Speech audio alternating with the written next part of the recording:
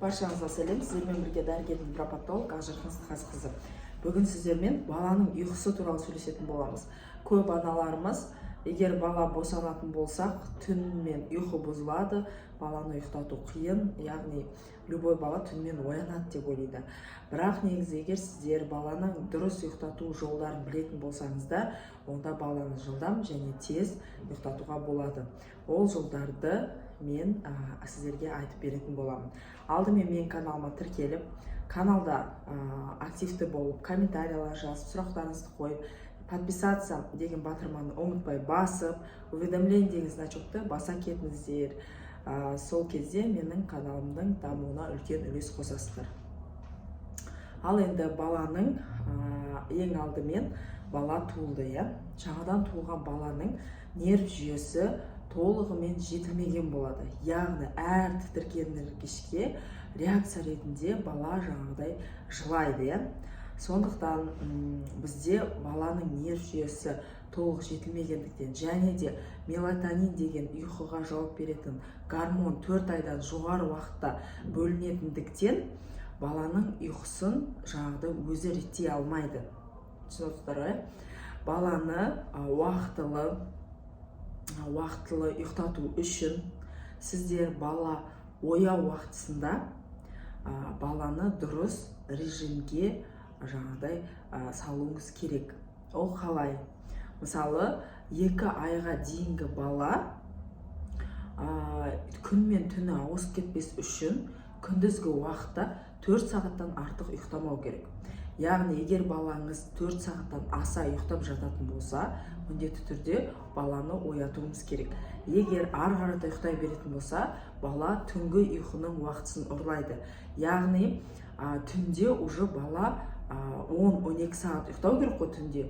Бала ұйықтамайды, потому что ол күндіз ұйықтап алған. Түсінесіздер ғой? Сондықтан 2 айға дейінгі баланың ұйықтау уақытысы орта есеппен алған кезде 4 сағат. Күндізгі уақытта 4 сағаттан аса ұйықтамау керек. 4 сағаттан асып ататын болса, оятамыз, ойнатамыз, жаңағыдай әртүрлі өлеңдер айтамыз, яғни баланың жаңағыдай оятуға және ояу уақытысындағы дамуына көңіл бөлеміз. Және де егер бала 2 айдан асқан жағдай болатын болса, онда оның ұйықтау уақытысы 2 сағат болу керек. Егер 2 сағаттан аса ұйықтайтын болса, міндетті түрде баланы оятамыз, 2 айдан асқан баланы. Сол кезде сіздерді күндізгі уақытта бала көп ұйықтап қоймайды. Түнгі күн мен түні ауысып кетті деп көбісі солай жаңағыдай балалардың ұйқысын ауыстырып алады ғой. Күндіз спокойно жақсы ұйықтайды, бірақ түнімен бала жылап шығады, мазасы кетеді дейді. Вот ондай ситуация болмас үшін сіздер 2 айға дейінгі баланы 4 сағаттан артық ұйықтатпаңыздар, 2 айдан асқан баланы 2 сағаттан артық ұйықтатпаңыздар.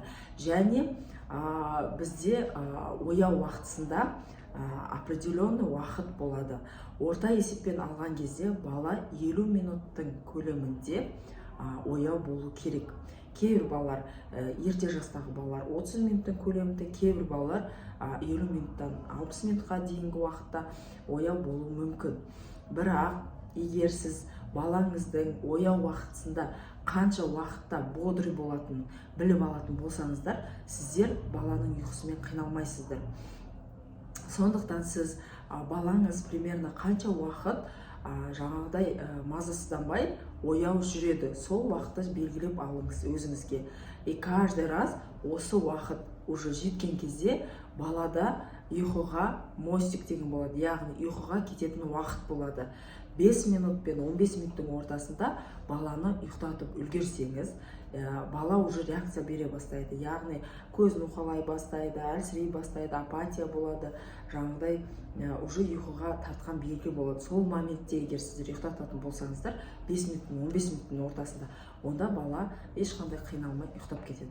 Ал егер осы уақытқа түсе алмай қалсаңыздар, онда бала ұйықтай алмай, жаңа нерв жүйесі толығымен жетілмеген ғой, осы тітіркенгіштердің барлығына реагировать етіп, бала ұйықтай алмайды. Содан кейін бала жылайды, сіз оны тербетсеңіз де ұйықтамайды, не істесеңіз де уже ұйықтамайды. ондай кезде, конечно, баланың өзінде мазасы кетеді, сіздің де мазаңыз кетеді. Сондықтан сізге лайфхак: жазып алыңыз, балаңыз қанша уақытта бодрый, ояу, спокойно жүреді. Сол уақытты жазып алып, сол уақытты в течение дня, күні бойы қолданыңыздар. Күндізгі уақыт, мысалы 1 сағатта бала нормально 50 минут ояу жүреді, 50 минуттан кейін уже ұйқысы келе бастайды, сол кезде сіздер сразу ұйықтатып тастауыңыз керек. Және де бала түнде 10-12 сағат ұйықтау керек. Жоқ дегенде 10-12 сағат. Баланы ұйықтату уақытысы түнгі сағат 9-да, 6 мен 9-ның ортасында болу керек.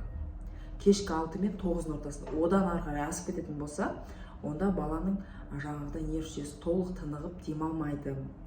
Кейбір адамдар ойлайды, кеш жатқызсақ баланы, ол кеш тұрады деп ойлайды да. На самом деле ондай емес. Баланың нерв жүйесі кәдімгідей әлі ешқандай жетілмеген. Сондықтан бала уақытылы демалу керек.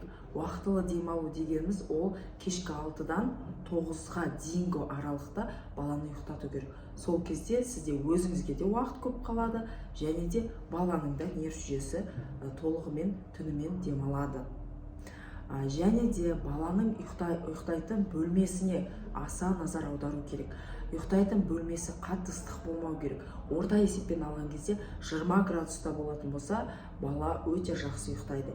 Егер одан жоғары градус болатын болса, 25-30 градус болатын болса, әрине бала ұйықтай алмай, түнімен мазасы кетіп, оянып шығады. Бала ұйықтаған кезде 1 жасқа дейінгі баланың үстіне ештеңе жаппаймыз, өйткені ол қауіпті, баланың бетін жауып қалуы мүмкін. Сондықтан 1 жасқа дейінгі балаға жеңі ұзын пижама кигіземіз. Жеңі ұзын және аяқты жауып тұратын жылы пижама кигізіп, 20 градус температурада баланы ұйықтату керек. Және бөлменің температурасы құрғақ болмау керек. Бөлменің температурасы құрғақ болатын болса, міндетті түрде увлажнитель воздуха деген қазір бар ғой, неше түрлі сатылып жатыр. Сонда увлажнитель воздуха қойып қойыңыз. Баланың бөлмесі, ұйықтайтын бөлмесі егер жаңағыдай салқын және ылғалды болатын болса, балаңыз өте жақсы демалып, ұйықтап, күндіз сіздерді қуантатын болады. Осы рекомендацияларды орындайтын болсаңыздар, баланың ұйқысымен ешқандай проблема болмайды. Мәлімет пайдалы болған болса, менің каналыма тіркеліп, подписаться деген батырманы басып, уведомление деген значокты басып, активті болып, сұрақтарыңызды қойып, жаңағыдай менімен бірге отырыңыздар. Тыңдағандарыңыз үшін рахмет. Сіздермен бірге болған дәрігер-невропатолог Ақжарқын Сыдықасқызы. Қош сау болыңыздар.